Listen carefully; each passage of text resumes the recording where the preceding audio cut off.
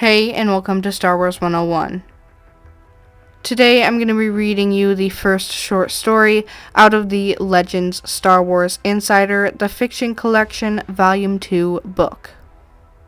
If you don't already know, this is a Star Wars book containing 20 fully illustrated short stories from Legends material. My goal is to get one short story out a week for you guys to listen to. So with all that said, let's begin. Number 1, Incognito, written by John Jackson Miller, art by Chris Scalf. You, there, leave her alone. Dwell Bronk's entreaty was barely more than a whisper, and it was no surprise that the toughs didn't hear him. He looked urgently across the aisle of the transport at the delinquents, a pair of young, horn-headed Devaronians. They'd been hassling the poor old Twi'lek woman since she'd boarded. When they had first yanked at her satchel, she had resisted briefly, but now she looked on meekly as the youths pawed through her belongings. Dwell wanted to tell them to stop. Louder, this time. He could. He had an authoritative voice, one he was famous for. But that was in a different world, one where his small stature meant very little. No one was going to listen to a meter-tall, pudgy Cadorzan in the lower hold of a passenger transport. He looked around in desperation. The Talon Clipper had no security personnel on this level, just the frightening-looking first officer that Dwell never wanted to talk to again. He missed his bodyguards, who could have sorted this out in an instant. But he hadn't seen them since he hurriedly left his apartment on Coruscant.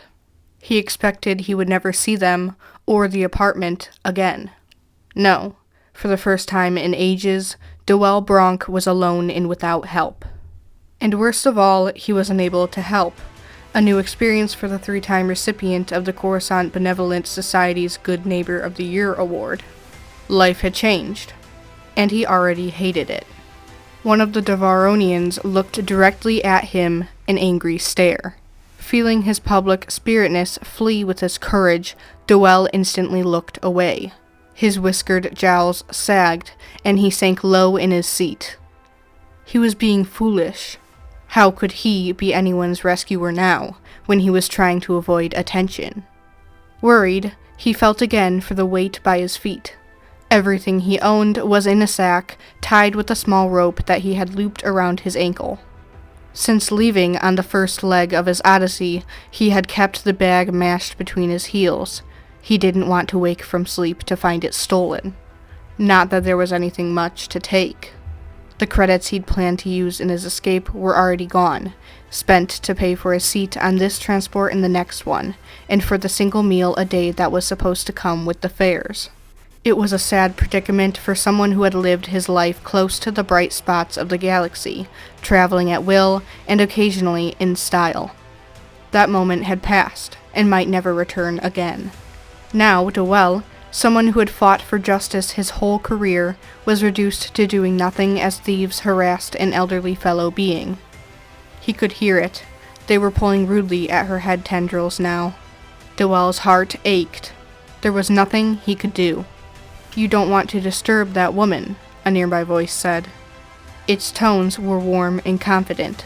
A human voice, Dwell thought, but he didn't dare to look up. Some poor hero was about to be thrashed. "We don't want to disturb this woman," a gruff Devaronian voice responded. Puzzled, Dwell leaned over and peeked across the aisle. The two hoodlums had dropped the Twi'lek's pouch and were walking to the ladder leading to the upper level. The person who had spoken first was the human who had boarded at the previous stop, the one Dwell had mentally labeled the young father. Dwell didn't know if the human was father to the child, nor did he really know how young the man was. Cadorzan eyes were sharp in the dark, but most other species lived in the light. Cadorzans seldom opened their eyes beyond a crack in daylight. Dwell had always refused to wear a visor, feeling it better to be able to look directly into the eyes of his listeners, even if it meant he often had trouble telling one person from another. To Dwell, people tended to become shapes, happy and sad, cruel and innocent. In the harshly lit cabin, the young father was a kindly blur, his face obscured by a brown hood as he cradled the bundled infant. Dwell looked left and right. No one else had seen or heard what had happened with the Devaronians. Everyone else had moved away, fearful to get involved. And now the Twi'lek moved, too, grabbing her bag and rushing off to the rear compartment. The young father sighed and sat in her vacated seat. "That's telling those punks," Dwell said reflexively. He knew it was a mistake for a fugitive to speak to a stranger, even a chivalrous one. Who knew how many people were searching for him and what tactics their agents might use? But the human barely turned. Beneath the man's cowl, the Cadorzan made out two shining blue-gray dots in a hairy face.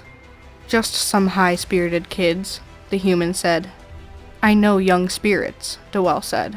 His broad nose twitched disdainfully. "Those were criminals." He cleared his throat. "You should report them to the captain." "It's really not necessary." Dwell sighed, embarrassed. So brave, volunteering someone else to do the right thing. The young father had taken one risk, but would go no further.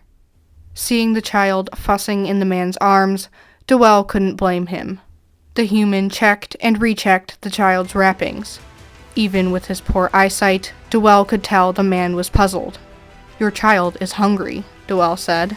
"He just ate a little while ago," the young father replied. "I didn't think it was time again." "The child decides when it's time again," Dwell said, feeling a little more comfortable. He grinned as the human went fishing in his backpack for a bottle. New parents were amusing. Dwell had only had time for 7 children in his life. Not many for a Cadorzan, but there had been so many more important things to do. Now, squinting at the infant, Dwell found himself wishing that he'd spent more time with his own children, and wondering where all of them were today. Well, he knew where one was. Poor Tylor was dead, his body lost somewhere out on the battlefield. Dead, like so many other children of the Republic, in a conflict that had never made any sense to Dwell. And, while the Clone Wars were thankfully and suddenly over, the main battle of the Cadorzan's career seemed lost too. The Cadorzans were a small people in height, power, and numbers. Short-legged with 4 fat fingers on each hand, they had migrated everywhere underground work was to be found. Most worlds had welcomed the pleasant, plump-faced people. They kept to themselves and caused few problems. When the Cadorzans had finally obtained Republic representation in a Senate seat, many had assumed that the diminutive beings would conduct themselves just as Dwell was now. Certainly, they would mind their own business, taking the lead of other species while trying not to be noticed. But Dwell and his illustrious predecessors had defied expectations, using their newfound power to fight for the weakest of the galaxy. They had lived underfoot. That experience had driven them to help others. That fact, and Tylor's death, among so many others, was why he had signed the petition of the 2000 without question. Supreme Chancellor Palpatine had overstepped his bounds, clawing for government rights that had been reserved for the people, and not simply important powers of use in an emergency. No, many of the new measures were simply arbitrary, undoing protections for the weak for no reason at all. His advisors told him not to sign the petition. Now, with the Jedi gone and the Empire declared, many of his colleagues had already withdrawn their names. Dwell would not. But he feared that would be the last act of bravery he would ever perform. The wretched first officer appeared in the doorway as drunk as he had been before. "Station stop," he called into the hold. "Cross over to pad 560 to reach our line's connector flight for the Outer Rim. Everyone else, thanks for—" Dwell didn't hear the rest, reaching down for the bag of belongings at his feet. It was time to move again. Dwell didn't know what planet he was on, except that the sky was a bright green, and that, again, he was having trouble seeing. He was glad to get off the space slug, in any event.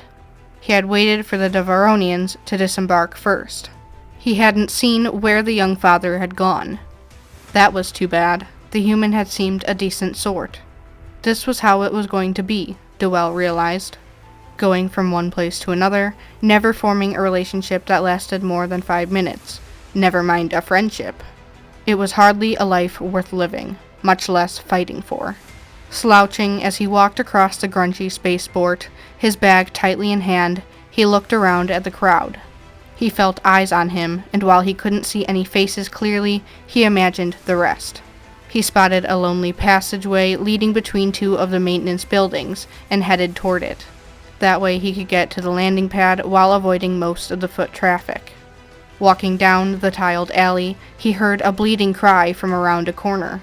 Instinctively, he stepped forward and looked. A long-trunked Ortolan janitor, still clutching his mop, was being shaken by two figures in white armor. Clone troopers from the so-called Grand Army of the Republic. Dwell couldn't hear what they were saying, but the stubby blue figure howled as they shook him. That was enough. Forgetting his size and everything else that concerned him, Dwell charged into the secluded area. "Stop that," he yelled. The troopers paid him no mind. The rope wrapped tightly around his paw. Dwell slung his bag of belongings forward. It struck the trooper holding the janitor on the shin. He had their attention now, whether he wanted it or not. The trooper dropped the Ortolan, who ran off one of the side passages, abandoning his cleaning cart and bucket. Pulling his blaster rifle from over his shoulder, the trooper looked directly at the Cadorzan. "Dwell Bronk?" Dwell looked up, startled. "That is my name."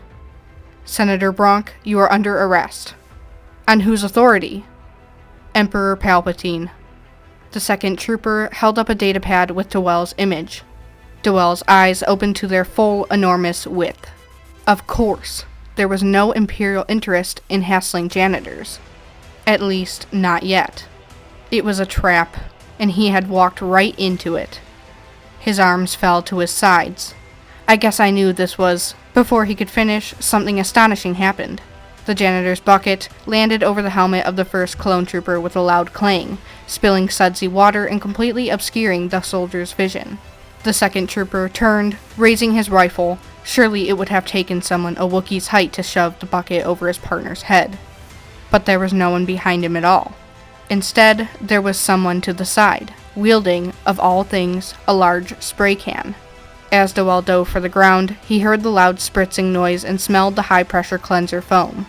Looking up, he saw the comical sight of the trooper, his eye ports and air intakes clogged with the thick goo, moving his rifle in an attempt to fire randomly. But his assailant was on him now, wresting away the weapon. The secluded area was shaded enough that Dwell could make out his rescuer's identity. The young father. In one swift move, the human smashed the trooper in the head with the butt of his own rifle. The armored figure stumbled backwards, bumping into his bucket-headed partner. The young father shoved at them both now, exactly how, Dwell could not see, pushing them into one of the side doorways. It was a maintenance pit, he realized. He heard the colossal clamor as the armored men tumbled down a staircase. The young father walked over and closed the door, locking it. "They won't be bothering you again, Senator." Dwell looked around. "But where?" The young father nodded toward a spot behind him.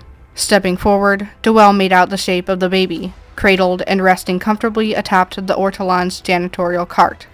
The man lifted the child. "I believe they've been following you since the space slug," the young father said. "The Emperor has agents everywhere."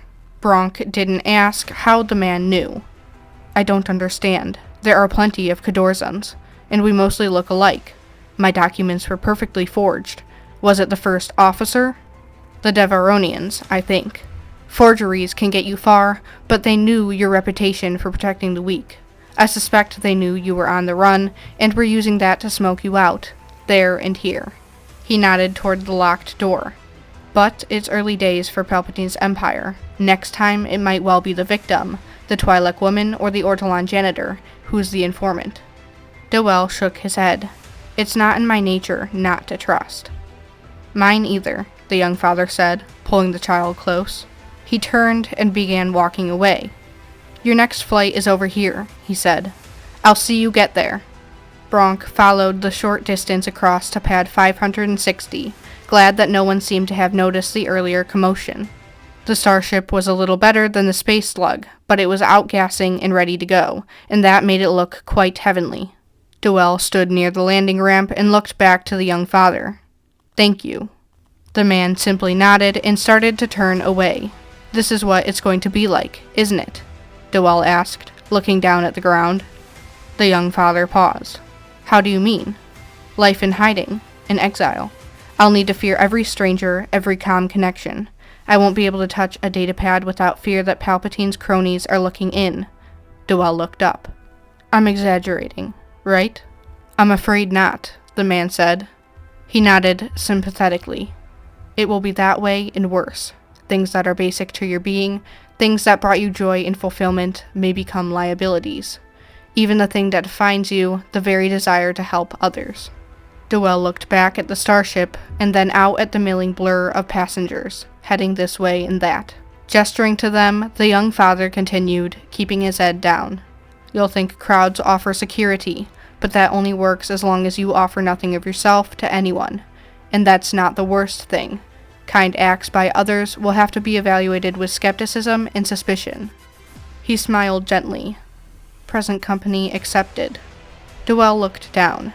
The man didn't look familiar. He saw so few human faces clearly that he remembered none of them. But he knew a companion in crisis when he heard one.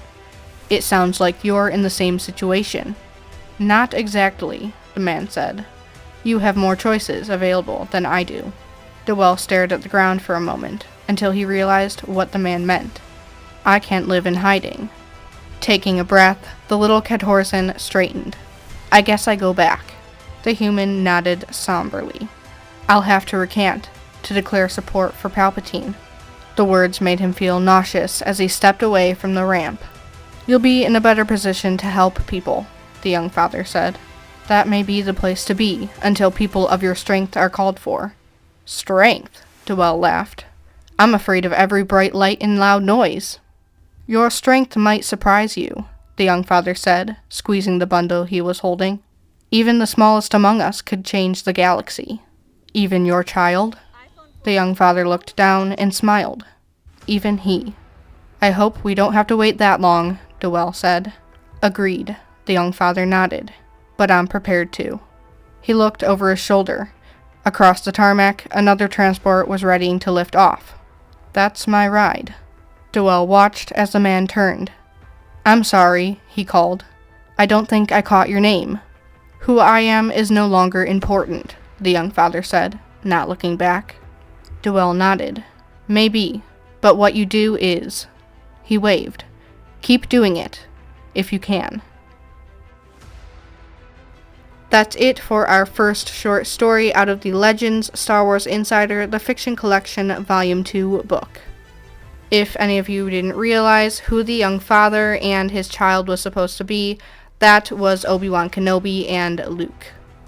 I hope you enjoyed, and if you did, please make sure to like, subscribe, and comment down below telling me what you think of this short story.